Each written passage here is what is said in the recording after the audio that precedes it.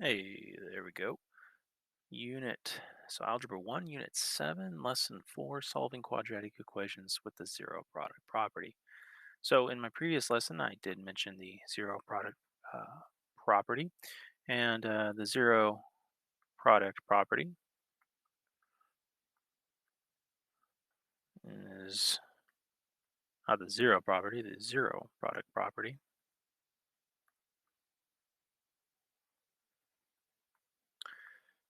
basically says that any number multiplied by 0 is going to be 0. And vice versa. So 0 times some number, positive or negative, doesn't matter, will be 0. So that's kind of the idea. Now, let's look at 4.1, solve these equations. Um, tell you what, I'm pretty sure you could do the first one. So go ahead and pause the video and try to do this, solve for A. Okay, so hopefully you did that and you got this going on. How to get rid of multiplying 2, divide, and you should get -3, okay? Go ahead and try the next one. All right, so hopefully you've gotten b equals 0, because what number times 7 gives you 0? 0. It's the only possible one. And that's kind of a great example of the zero product property. All right, let's go ahead and look at a more interesting aspect of the zero product property. Try the next one. And hopefully you realize that when you did this, you realized that your solution had to be 5, because if you were to plug that in, you would end up getting 7 times 5 minus 5, which is just 0. And we know that 0 or 7 times 0 is just 0, right? And it's kind of like a callback to that scenario from the previous question. All right, try this one. It's very abstract. Hint, I already did it. Okay. Mm, And that's kind of my hint. Okay, moving on. Okay, take the zero product property out of, what is it saying? Out for a spin. Okay. For each equation, find its solution or solutions, so it could have more than one solution. Be prepared to explain your reasoning, and that's all they said. Okay, so number one, you can do that one. Number two, you can do that one because you could do number one. You go ahead and do number three. It's getting a little bit more interesting with this one, isn't it?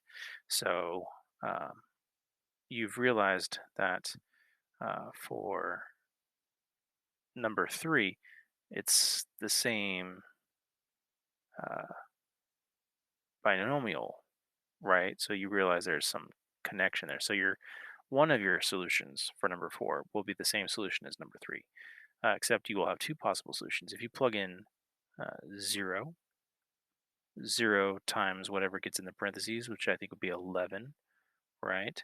0 times 11 would be 0. Or what'd you get for number 3, right? You subtracted the 11. You ended up getting 2x equals -11. You divided by that 2, and ended up getting x equals -11 divided by 2. So that's actually your other solution, okay? Because if you plug in the -11 over 2, you end up getting -11. -11 plus the 11 is 0, and 0 times the -11 over 2 would still just be 0. Okay. Uh, what was your answer for number 1? Hopefully you said 3, right? So your one answer that you have for number 5 is 3. Looks like number 6 also shares that in common. X plus 1 for that. What was your answer for number 2? Hopefully you were like, oh, it was -11, right? So that's actually one of your answers there. Is number 3 similar to the binomial in number 6? So hopefully you're realizing the pattern. right? And for number 7, you go ahead and do that. All right, you already have one solution that's right there. All right, let's see. So, for example, what does x need to be for the first uh, term right here, right? In order to get 0, right? What's the second x have to be, right? So, look at that. Um, what does the third x need to be? So, you will actually have 3 possible solutions, and I accidentally gave you one. Uh, for number 7. All right, so that one's on you. Definitely try that one out. Okay, revisiting a projectile. So is this the potato again? I don't know. All right, so we have seen quadratic functions. I think we did a potato last time, right? It was flying up through the air and we had rockets and stuff. Yeah, so they don't specify what it is context-wise, but they say in number 1 that which way of defining the function allows us to use a zero product property to find the height of the object is 0 meters. All right. So, which way of defining the function allows us to use? Okay, so the interesting thing about this one is we know right away that we have two solutions here. And what can you plug in to get 0?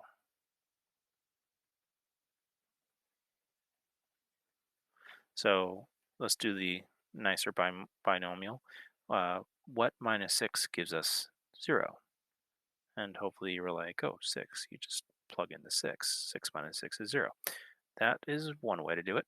And that really didn't work the way I needed it to. So that's one of your solutions. So 6 seconds, I believe, is the context. And what about the next one? How do you get rid of a minus 3? Plus 3, right? What you do to one side, do the other. How do you get rid of a multiply and negative 5? Divide by negative 5. Just remember what you do to one side, do to the other. So you should have t equals positive 3 divided by negative 5.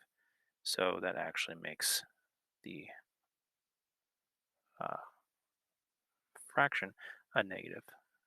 And remember, the context is in seconds. So seconds for both the 6 and the negative 3/5. The problem is, though, is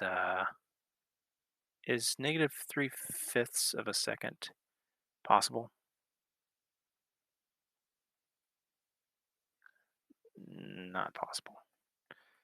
Uh, the rocket couldn't go back in time, right? So the only realistic, and let's see if I can, there we go. So 6 seconds is the only realistic answer that we can have.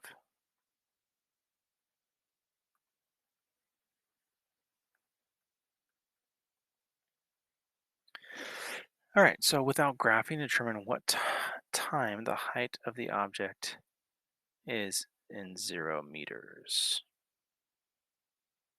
Without graphing, determine the height. Oh, okay. So,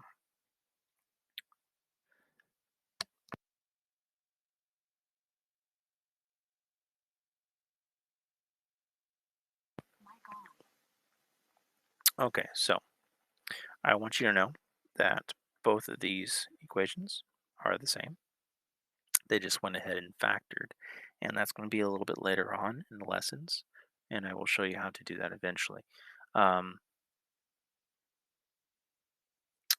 I believe I accidentally answered number 2 while kind of ranting about the zero product property, because if you plug either one of those solutions in, you will get 0. Okay, so how about this? My setup for number 1 with the zero product property was me setting these two binomials equal to 0. Okay. And then solving, well, solving was number 2. Okay. And that's how I did that part. All right. That's the end of the video. Have a beautiful day.